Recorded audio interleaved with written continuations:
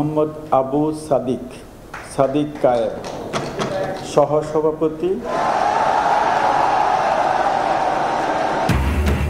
ডাকসু নির্বাচনে শিবিরের চমক, ভিপি জিএস সহ বেশিরভাগ পদে জয়, জুলাই প্রজন্মের বিজয় আখ্যা। কারচুপির অভিযোগে ফল প্রত্যাখ্যান আবিদ উমামা সহ কয়েক প্রার্থীর।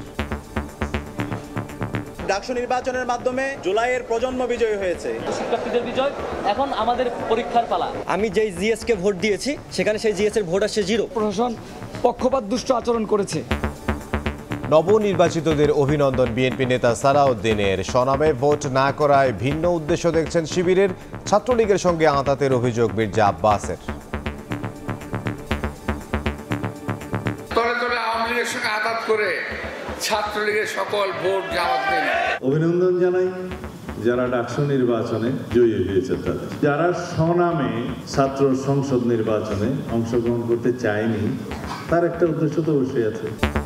রাত পোহালেই ডাকসু নির্বাচন, ভোট উৎসবের অপেক্ষায় শিক্ষার্থীরা। প্রস্তুত সব কেন্দ্র, নিরাপত্তায় মাঠে থাকবে র্যাব, পুলিশ। রাকসুর প্রার্থী তালিকা প্রকাশ। সংসদীয় আসন পুনর্বিন্যাসের প্রতিবাদে ফরিদপুরে আজও সড়ক অবরোধ করে বিক্ষোভ। ঢাকা খুলনা বরিশাল মহাসড়কে দিনভর ভোগান্তি। বাগেরহাটে 48 ঘন্টার হরতাল। জুলাই হত্যা মামলায় সাক্ষ্য দেবেন এনসিপি আহ্বায়ক নাহিদ ইসলাম ও আমার দেশ সম্পাদক মাহমুদুর রহমান। সাক্ষ্যে প্রমাণিত শেখ হাসিনার অপরাধ, দাবি প্রসিকিউটরের। এবং সরকার পতনের পর নেপালের নিরাপত্তার দায়িত্বে সেনাবাহিনী। আন্দোলন বেহাত হওয়ার অভিযোগ জেএনজির। বিক্ষোভকারীদের আলোচনায় বসার আহ্বান সেনাপ্রধানের।